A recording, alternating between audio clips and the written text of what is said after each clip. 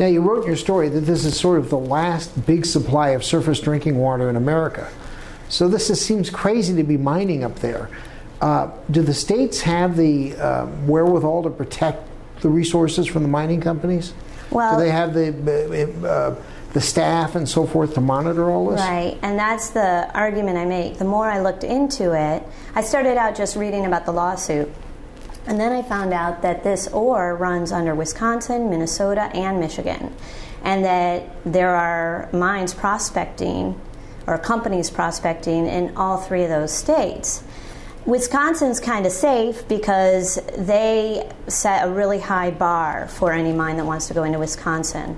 You have to prove that you haven't polluted at a similar mine during the mining life or for 10 years after the mine was remediated, and no mine has been able to prove that to be able to go forward with a permit in Wisconsin. Minnesota passed some laws in 1990, but there's problems with their laws, problems that have really come to light since the BP oil spill, because there aren't reassurances for people in Minnesota. So if a mine comes in, mines away, causes tons of pollution, pollutes the drinking water, all of that, there's little the state can do to recover the money to fix the situation. So it'll come down to the taxpayer to take care of that. And then in Michigan, they passed a great law, actually, because Connecticut was coming in, and Connecticut was at the table when they built the law, as was environmentalists like the National Wildlife Federation. So they had everybody at the table, and people felt like it was a strong law. The problem was it wasn't enforced. And that is a problem for all three states. The states are understaffed. They don't have the money to pay for geologists and the type of scientists you need to make decisions about these permits. Are the mining companies and their representatives doing the same thing we've seen with junk science? Do they challenge the states using their vast resources on arguing over every little thing? I mean, we've seen this in hydrofracking with natural gas. Are they doing the same thing in mining? Well, there's a threat that they like to pull out that if the state were to pull a permit once granted. So the big thing is to not grant the permit in the first place until you've made sure that it's a completely safe process.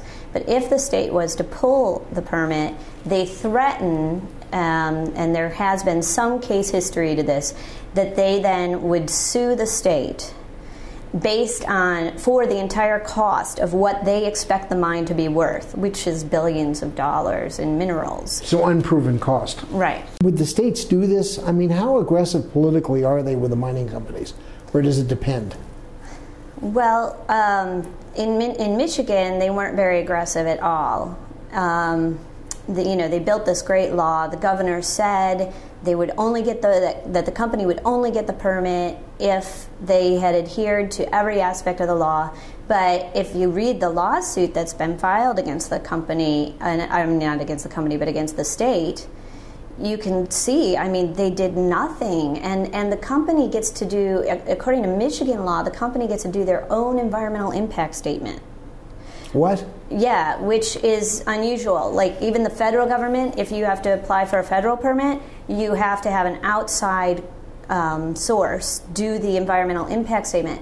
So the company goes in, does their own environmental impact statement, and that is then vetted by somewhat non-professionals. Or what happened in Michigan's case is they hired a consultant to vet it. He criticized it. It's called the Sudbury Report. His name was David Sudbury. He criticized the permit application and said in a pretty damning way. And then the person who was in charge of the permitting process for the state buried the report. It was only unearthed after a lawyer for NWF filed a FOIA because she kept asking for it and nobody would give it to her. So the real monitoring of these mines in the upper Midwest is basically the National Wildlife Federation, because the states don't have the resources. Well, there's also smaller local groups who are fighting grassroots it, who've joined forces with them. Jobs seem to be the big issue. That's what, people have responded to your series by writing in little notes about, well, it brings jobs in. If Michigan loses its Upper Peninsula tourist industry, for example, what would that mean in jobs as compared to the mining jobs? In other words, what are we talking about in terms of numbers?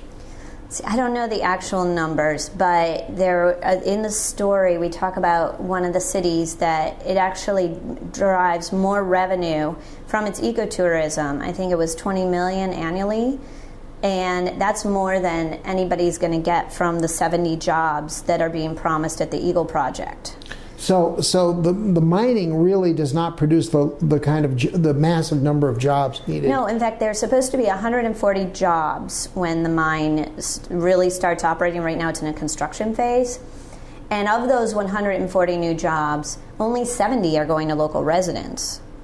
The rest are brought to people who come in from the company to work there. And how do they get away with this under the Clean Water Act? Are they exempted? How does that happen? Well, they applied for, they asked the federal government for this particular mine if they needed to get a drinking water permit, and the federal government said no. So this idea that Americans have that EPA is protecting all our waters is a real myth. Falsehood. Not only that, but if you really think about the law, the Clean Water, what the Clean Water Act does, it provides permits to pollute. So it's not that the government's saying you can't pollute in our drinking water, it's just you can only pollute this much into our drinking water. And then what happens is these companies violate their permits all the time, and they get fined. And it's cheaper to pay the fine than give up the profits, right? And they still make enough money that, okay. And so they're violating these permits that have said you can only permit this much. Then they violate that, and they get fined. But the point is that they're already being allowed to pollute. They're polluting more than they're allowed to pollute, and it's all going into water that eventually ends up in our bodies.